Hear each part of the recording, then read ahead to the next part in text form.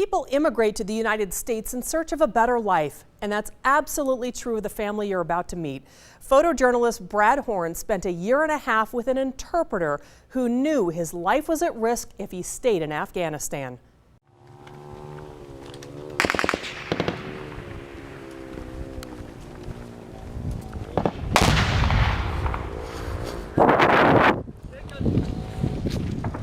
North of Afghanistan, we went there.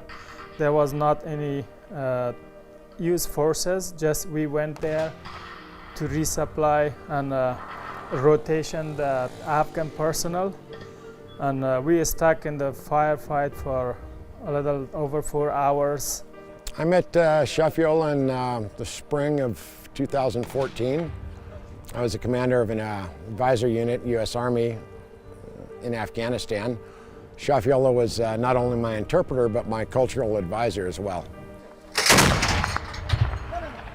In this location where I was standing, I just came here next to the truck.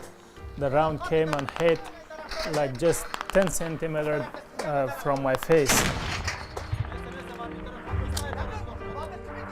He was very familiar with the culture, the customs, and on a tactical level, what was safe, what was not safe, who could be trusted, who couldn't be trusted.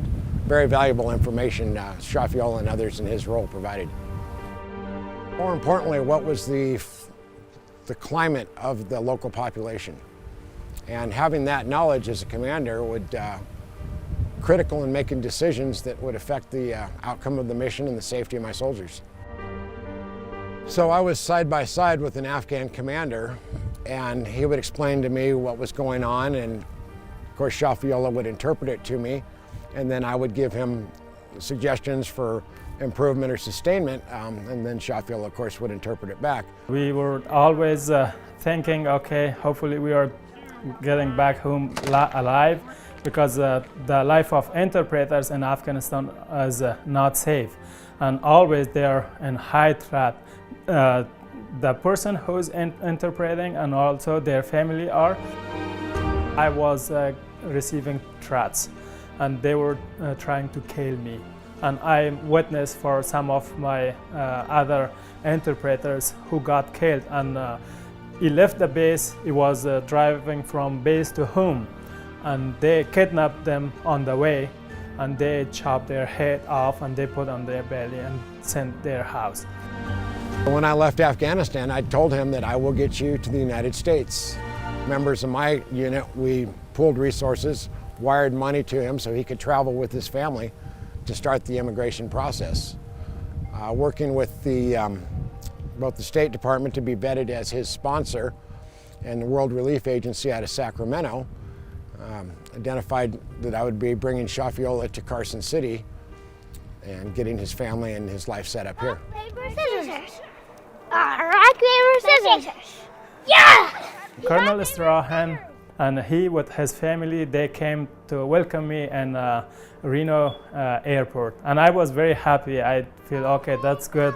I was feeling very happy when I saw him with their family, and they brought some gifts for my kids, some toys. And they drove me back to my house, and they said, okay, this is your house, and he prepared everything for me. And I'm happy here in Carson City, and I'm safe. The teacher was explaining to the other kids, okay, he's Raffiullah, he came from Afghanistan, from different culture. He used to learn the new culture. He's happy, and right now he's getting ready for Halloween. I like here because that my other country, there was like fighting and wars, so that's why we came here. 10 here, 25 here, and 25 here. I was planning to go to the college or to the university to learn some skills, to do better job and have a good job in the future, not to be a laborer, always work for someone. I want to be or stand on my own feet, to do a good job and to support my family, to support other friends. And Shafi was the first one in the lab every day and the last one to leave every night. He put in more time than any other student. He worked very hard with all of our instructional team, with our teaching assistants. He took advantage of every time the lab was open.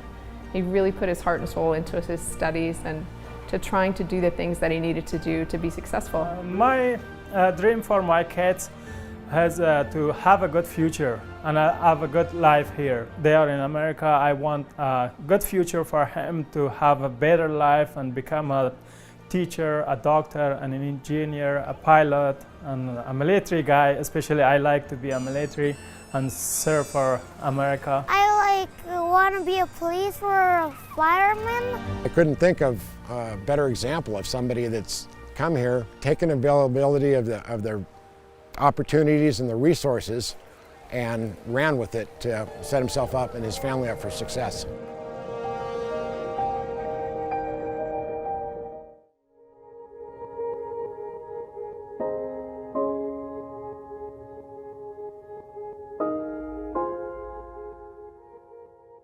Instead of the driver, can you give me one kids club? It's the place where you can hit a couple of balls.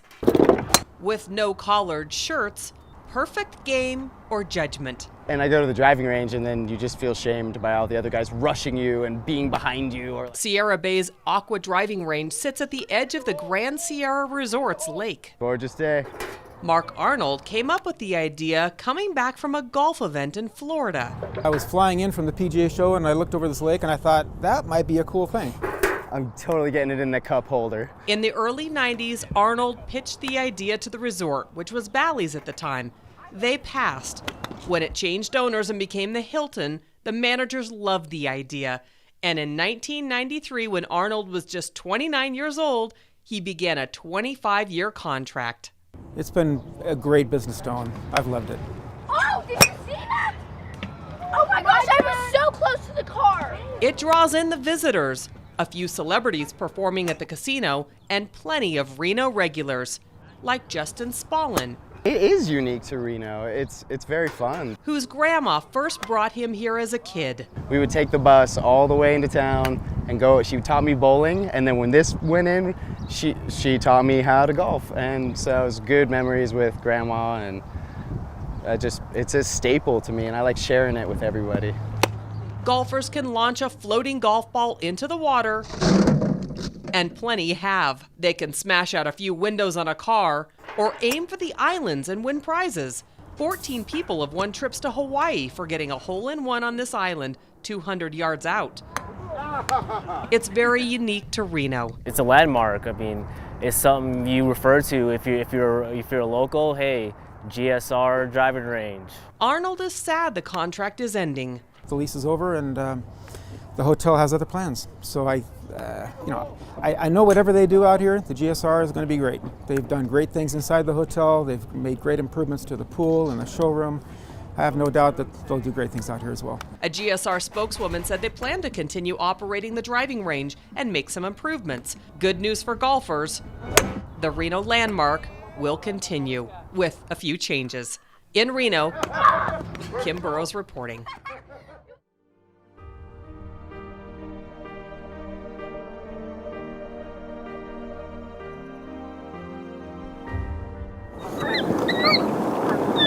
Residents in Lemon Valley don't see a beautiful lake that surrounds their neighborhood. It's gross. It's all green algae and really disgusting. They see a sewage cesspool. Kim Semino says the water is killing birds and making her sick. I just don't trust it. I've been sick for 9 weeks.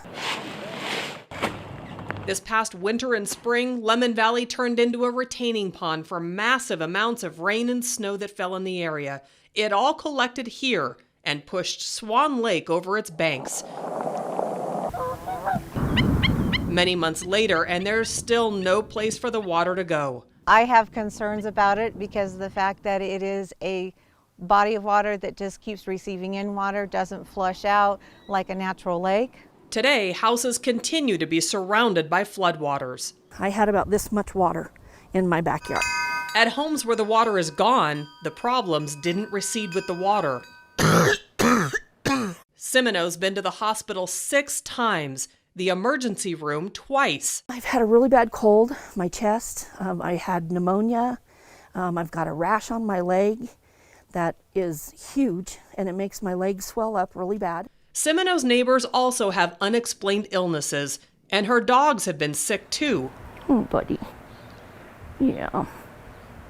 See, we're both sick. The medical bills are adding up. The dogs, I've spent about $6,000 on the dogs. And me, myself, probably about 15. My kids were raised in this house.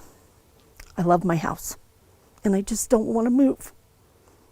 I love it out here. I mean, this is my life. This is my whole life right here. And now it looks like a war zone.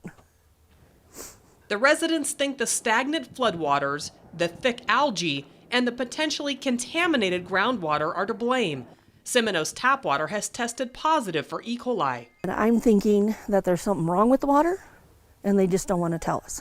We wanted to know what was in this water, so we're going to take some samples and find out. And we tested from several locations. We took 3 samples to the Nevada State Public Health Laboratory. They tested for overall bacteria and specifically E. coli. Both were present in the water. The Washoe County Health District explained our results. Just on those 3 tests that were averaged together, it came to 46.2, which is, like I said, nearly 10 times under the U.S. EPA exceedance for recreational waters, and it's also still under the exceedance for actual swimming beaches. The Health District says in 2017 it's taken 85 water samples from Swan, Silver, and White Lakes. Their test results? They're way below the exceedance level that's set by the U.S. EPA for recreational waters. But spokesman Phil Ulibarri admits he would not let his family or even his pets swim in the water. I think when I smell it the most is in the morning. Tammy Holt Still is a board member of the Lemon Valley Swan Lake Recovery Committee, a group of residents who speak for and represent the Lemon Valley residents. She's concerned that Washoe County isn't doing enough to get rid of the floodwaters. It needs to be pumped out. The city of Reno needs to stop pumping their effluent water, and Washoe County need to stop pumping their effluent water into that lake. It needs to go someplace else. The county says this water isn't making residents sick, but they're not convincing many of the people who are living in this bacteria soup that are doing anything to get up and out of the water. I wish somebody would have done something more and sooner. And as the sun sets on Lemon Valley for another night, residents wonder how many more days they'll have to put up with the floodwater concerns. In Lemon Valley, Kim Burrows reporting.